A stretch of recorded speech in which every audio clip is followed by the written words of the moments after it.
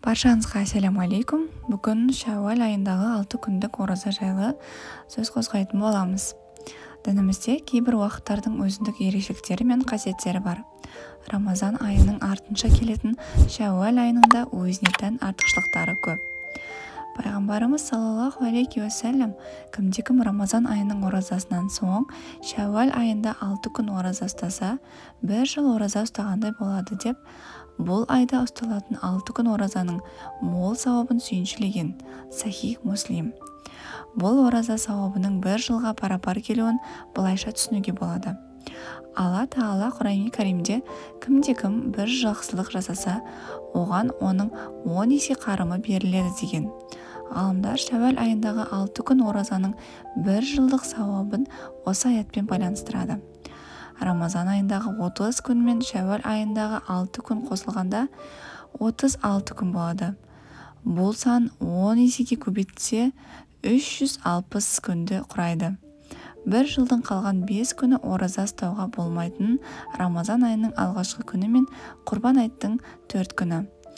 Оразаның әрбір күні 10 есе молайса, онда 36 күндік оразада 1 жыл ауыз бекітудің сауабы бар деген сөз. Міне, бұл да жаратушы иеміздің бізге деген шексіз мейірімі. Шәуәл айындағы оразаға қатысты көпшіліктің көкейінде жүрген мәселелер тоқталуды жөн көрдік. Бірінші, Шәуәл айының оразасы нәпіл ораза болып табылады. Яғни, мұны ұстау ешкімге міндет емес, адамның өз ықтиярында. Дегенмен мұны ұстамаған жан жоғарыда көрсетілген пайғамбарымыздың хадисіндегі 1 жылдық оразаның сауабынан құр қалады. Екінші, Шәуәл айының нәпіл оразасы тек Шәуәл айында ғана ұсталады, және оны айт күнінің 2-ші күнінен бастап ұстаса болады. Үшінші, Шәуәл айының нәпіл оразасын арасын үзбей қатарынан, сонымен қатар арасын үзіп бөлек-бөлек күндерде де ұстауға болады. Төртінші, Рамазан айында түрлі себептермен кей күндерін қаза етіп алған кісілер Шәуәл айында әуелі Рамазанның қазасын өтеуіне де, сонымен бірге Шәуәлдің 6 күндік нәпілін ұстаса да болады. Дегенмен Рамазан оразасын толығымен ұстау Алла Тағаланың бұйрығы екенін ескерген жөн. Ал Шәуәл айында 6 күн ораза тұту пайғамбарымыздың саллаллаху алейхи уассаламның сүннеті болғандықтан алдымен оразаның қазасын өтеу абзал. Себебі адамның белгіленген ажалы айтпай келетіндіктен алдымен парыз оразасының қазасын толық өтеп, нәпіл оразаны одан кейін ұстаған дұрыс.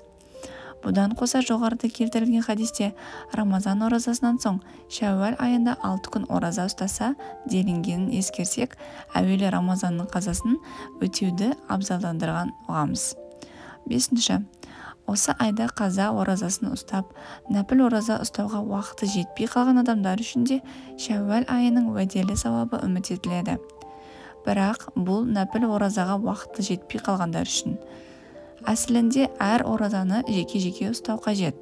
Бұл жоғарыда келтірілген 1 жылдық сауаптың математикалық есебінде де сай келіп тұр. Алтыншы, Рамазан оразасын ұстамаған адамдарға да Шәуәл оразасын ұстауына болады. Алайда олар пайғамбарымыз саллаллаху алейхи уассалам сүйіншілеген 1 жылдық оразаның сауабын ала алмайды. Себебі Рамазан оразасы ол парыз. Оны ұстамау үлкен күнә. Жетінші, Шәуәл оразасы да Рамазан оразасы секілді таң намазынан 10 минут қалғанда ауыз бекітіледі. Содан басталып шам намазына дейін жалғасады. Сегізінші, Шәуәл айының 6 күндік оразасын әр аптада 2 күнге бөліп, әсіресе аптаның дүйсенбі және бейсенбі күндері ұстаса, нұр үстіне нұр. Себебі пайғамбарымыз оған Алланың игілігі мен сәлемі болсын. Дүйсенбі күні мен бейсенбі күні апталық, яғни істеген істер Аллаға ұсынылады. Менің істерім Аллаға көтерілгенде аузымның берік болғанын ұнатамын, дейді Тирмизи. Рамазаннан кейін Шәуәл айында 6 күн ораза тұтудың жыл бойы ауыз бекіткенде теңестірілуі Алла Тағаланың мейірімінің шексіз екенінің бір көрінісі. Яғни Хақ Тағала өзіне тән рахымы мен құлының жасаған ғибадатында бірнеше есе артық сауап жазып, ақыретімізді құтқаруға иләхи мол мүмкіндік тудырады. Алла Тағала ниеттерімізді қабыл еткей. Амин. Пайдалы ақпарат алған болсаңыз, каналға тіркеліп кетуді ұмытпаңыз. Сіздің жай ғана тіркеліп кеткеніңіз біздің каналдың дамуына үлкен үлесіңізді қосқаныңыз болады.